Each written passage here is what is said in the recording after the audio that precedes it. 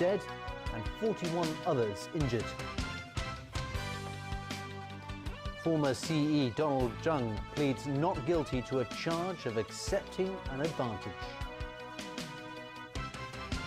And another Hong Kong student pilot killed in a plane crash in Australia.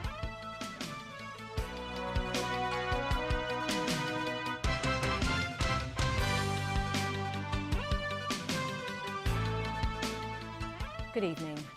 2 people on a Hong Kong tour group to Guangdong were killed in a bus accident in Nansha last night. More than 40 passengers were hurt, at least 9 of them seriously. Some of those with mild injuries returned home this morning. Tragedy struck on an expressway in Nansha around 7 last night. The coach, carrying 43 members of a Hong Kong tour group, was travelling to Futian in Shenzhen when it smashed into a stationary truck on the expressway. Witnesses said the truck did not have its hazard lights on. The force of the smash was so strong that the impact destroyed the front of the tour bus. A 60-year-old woman and a 61-year-old man died. The tour group was on its way home after a one-day tour of Foshan. This woman said there was a strong smell of burning and that a passenger on the bus was flung out of his seat upon impact. A handful of the seriously injured passengers were sent to hospitals in Panyu and Nansha for treatment of injuries like fractured bones, with one victim needing surgery for internal organ injuries. Immigration officials and the Hong Kong travel agency that organised the trip, Big Line Holiday, were helping 32 tourists with mild injuries to return home via Huanggang. Some of them arrived at North District Hospital this morning. I heard a bang and passed out. I can't remember anything except that it took ages for the ambulances to arrive, this passenger said.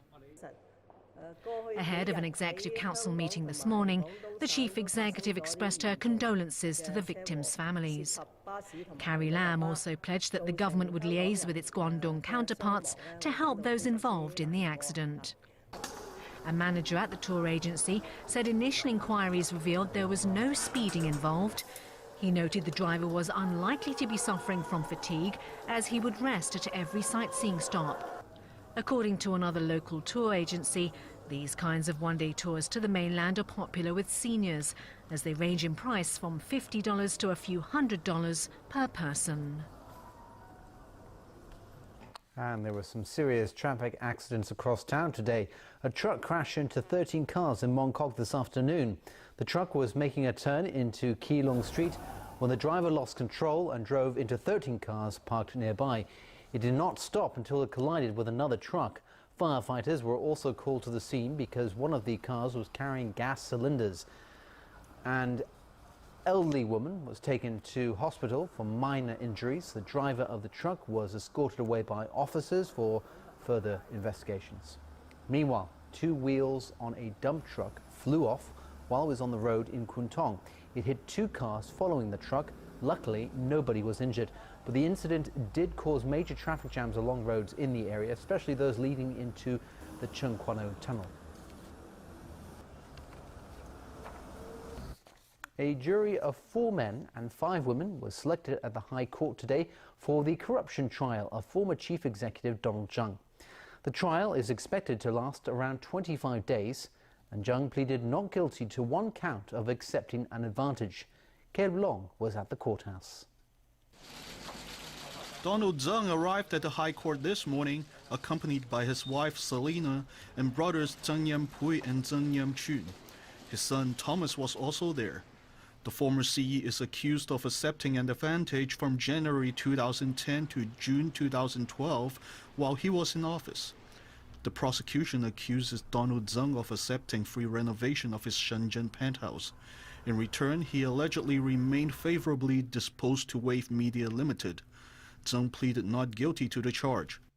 Before selecting the jurors, Justice Andrew Chen noted that the jurors in waiting would recognize the defendant as he is a former chief executive.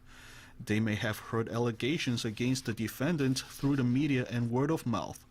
However, the judge said it is not necessary for them to be completely ignorant about the identity of the defendant. The judge also told the jurors in waiting that the case can only be decided by the evidence presented in court. During the jury selection process, a man who was picked told the judge in his own words, "I don't like Donald Tsang." The judge didn't think it was a compelling enough reason to exempt the man. However, Tsang's defense counsel believe it's a compelling reason to challenge, and the man was exempted. The court eventually selected 4 male and 5 female jurors for the case. The court gave the selected jurors this afternoon as a cooling period to consider if they wanted to go ahead and serve on the jury. The court will reconvene tomorrow at 10 a.m. Caleb Leung, TVB News. A Hong Kong student pilot was killed in a plane crash near Brisbane. It was the second incident of its kind in less than 2 months. The incident happened at around 10 a.m. local time when a light plane spiraled and crashed into a turf farm. Both the 25-year-old trainee and the local flying instructor were killed in the incident. According to local media reports, the flying school specializes in training Chinese student pilots. Turning overseas, the U.S. has dismissed a statement by North Korea's foreign minister that America has declared war against Pyongyang. Washington maintains it is committed to finding a peaceful solution and accused the North of wanting to inflame the situation further by threatening to shoot down U.S. planes. So far, only hostile words have been exchanged between North Korea and America. Still, things are decidedly tenser than ever, since North Korea's foreign minister claimed yesterday that U.S. President Donald Trump had declared war on his country and that Pyongyang reserved the right to take countermeasures. It comes after Trump tweeted that the North wouldn't be around for much longer if it kept up its threats. Speaking after he addressed the UN General Assembly, Ri Yong-ho added Pyongyang would shoot down any U.S. bomber, even if it wasn't in its airspace. This after the U.S. military revealed its bombers and warplanes flew a mission close to North Korean territory over the weekend. But the White House was quick to dismiss Ri's remarks. We've not declared war on North Korea, and frankly, the suggestion of that is absurd. Our goal is still the same. We continue to seek the peaceful denuclearization of the Korean Peninsula. That's our focus. Meanwhile, South Korea's Yonhap news agency said today that North Korea appeared to be boosting its defenses on its eastern coast. Speaking in Washington, South Korea's foreign minister warned that Pyongyang would carry out more provocations and said the U.S. and its allies must remain calm. It is very likely that North Korea will conduct further provocations, and under these circumstances, it is imperative that we, Korea and the United States, together manage the situation with astuteness and steadfastness in order to prevent the further escalation of tension or any kind of accidental military clashes in the region which can quickly spiral out of control. Tensions have escalated since North Korea conducted its 6th and most powerful nuclear test at the beginning of the month.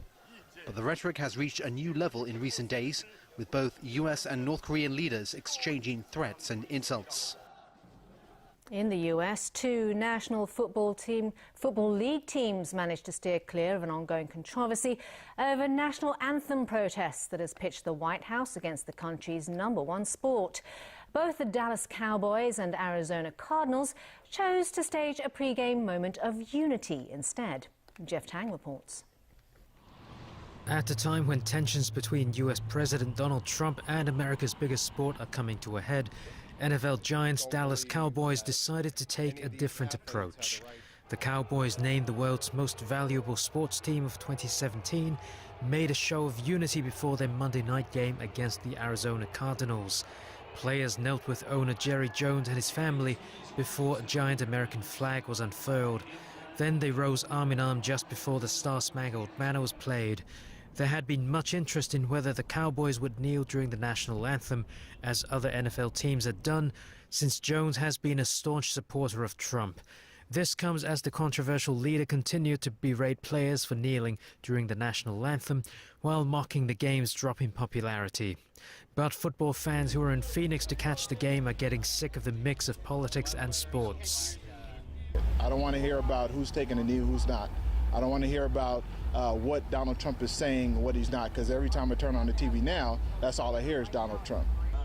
The fiasco started last year after former San Francisco 49ers quarterback Colin Kaepernick stirred a polarizing national debate by refusing to stand during pre-game renditions of the U.S. anthem to protest police violence against African Americans. He has not been signed by an NFL team since. Civil rights leader Jesse Jackson called for a boycott of NFL games until the team signs Kaepernick, while slamming Trump for not dealing with pressing issues. When you consider what's happening with North Korea and what is happening in Puerto Rico, the climate warming and the hot waters and the storms and what's happening in the islands, he should be spending his time better relieving real crisis and attacking football players for using their First Amendment rights. NBA superstar LeBron James also praised Kaepernick for what he did last year and argued that kneeling for the anthem is in no way disrespectful towards the U.S. flag or military. Jeff Tang, TVB News. Still ahead in the news. 3 Israelis shot dead by a Palestinian gunman near Jerusalem. A survey finds many cross-border married couples prefer to live on the mainland. Welcome back to TVB News. A Palestinian gunman shot and killed 3 Israeli men and critically wounded another earlier today at the entrance to a Jewish settlement outside of Jerusalem. It was one of the deadliest attacks in a 2-year spate of violence. Israeli police said the 37-year-old attacker approached the back gate entrance of the Har Adar settlement, an upscale community west of Jerusalem. He hid among fellow Palestinian day laborers who were being checked by security forces, but was asked to stop after arousing suspicions. The assailant, who held a valid work permit, then pulled out a pistol and began firing at people before being shot dead by security forces. Israeli Prime Minister Benjamin Netanyahu called on Palestinian leader Mahmoud Abbas to condemn the attack. Netanyahu also said the gunman's house would be demolished and any Israeli work permits issued to his relatives would be revoked. Back in Hong Kong, Chief Executive Carrie Lam says the city has a shortage of bus drivers and it's a problem which needs to be solved quickly.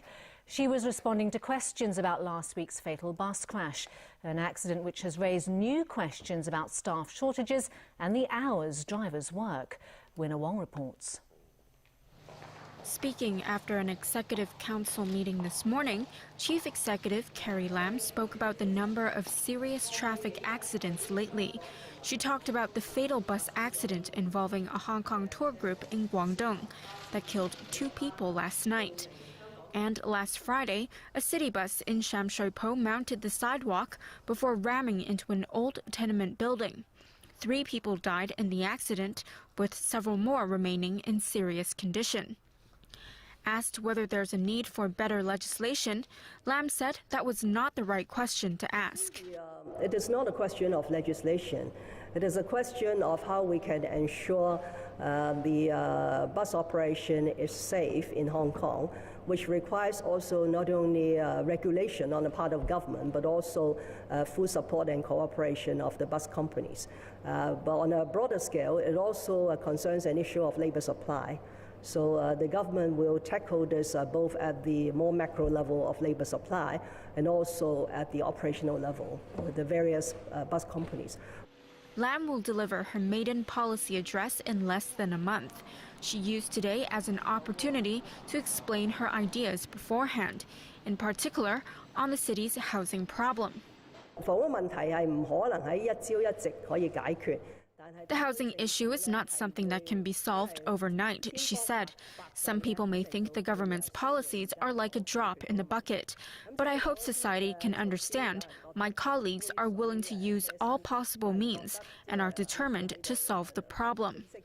On the topic of Hong Kong independence, Lam reiterated once again that discussion on the topic should be snuffed out as soon as possible. The issue has seen new life breathed into it lately, with Zhang Xiaoming saying Beijing has zero tolerance on the matter as he assumed his new post as head of the State Council's Hong Kong and Macau Affairs Office yesterday. Winner Wong, TVB News. Well, a new study has found that more than half of cross-border couples surveyed don't rank Hong Kong as their #1 choice of place to live. They would rather reside elsewhere in the Guangdong, Hong Kong, Macau, Greater Bay Area because Hong Kong is just too expensive. Rachel Lung with details. It's a common misconception that mainland residents marry their Hong Kong counterparts to gain residency here. But a new study conducted by the Hong Kong Idea Center suggests that may not be true. Pollsters interviewed 804 cross-border married couples who earn an average monthly salary of $25,000. More than half of the couples would consider living on the mainland. These couples are interested in settling in the Bay Area. It's mainly because of the very undesirable living conditions in Hong Kong. We have our property prices are too high, and the apartments are too small, and it's very crowded. It doesn't really cause them a lot of trouble, because after all, they are working or moving around in both territories anyway. You know, some of them might be living in Shenzhen or in Guangdong already. They just commute between the two places. According to the organizer of the study, currently about 20% of the city's registered marriages involve cross-border couples. And the number of cross-border marriages keeps rising, as more than 20,000 such couples say "I do" each year. Many of these marriages involve Hong Kong brides and mainland grooms. Why? They don't find one that suits them in Hong Kong. So that's why they are open. And then they think a lot of times the mainland males, to them, are more appealing in terms of generosity, in terms of their personal goals. Some people emphasize more on the characters. Others emphasize more on their financial abilities. The group noted that cross-border marriages provide Hong Kong with a steady supply of manpower. So it's important that the local community offers sufficient services and support for these newcomers to help them feel at home. Rachel Ling, TVB News. Well, hundreds showed up to learn foreign languages to celebrate the annual European Day of Languages. Elmi Lung takes a look. Dobry dzień, ja munise Hong Kong, vorrei parlare parlo italiano, también hablo español und ich spreche ein bisschen Deutsch. Czech and Polish are really difficult. The 22-year-old gave himself quite a challenge to learn other European languages, even though he already speaks Italian, German and Spanish. To mark the annual European Day of Languages aimed at celebrating cultural and linguistic diversity, free lessons were given out in 13 languages, such as Greek, Hungarian, Swedish, Finnish and Dutch. But people always say that the pronunciation of Dutch is quite difficult. We have a lot of consonants that we really express very clearly, and we have double vowels, and especially my last name is unpronounceable for any foreigner. I'm not good in the foreign service with a name like that. Hundreds showed up at the local event sponsored by the European Union office to Hong Kong and Macau. English and Chinese, of course, they are important languages, but there is a whole world outside. Getting to learn another culture with the language, through the language, is the best thing you can do, especially when you are young. For 4 years now, the event has been held in a shopping mall. Organisers hope to secure a larger venue next year, attract more people and eventually include all 24 official languages at the European Union. Elmi Long, TVB News. This year's Shaw Prize laureates were presented with their prizes by Chief Executive Carrie Lam this evening. 5 scholars were awarded prizes for their contributions to astronomy, life science and medicine, as well as mathematical sciences. Simon D.M. White at Germany's Max Planck Institute for Astrophysics won the Shaw Prize in astronomy.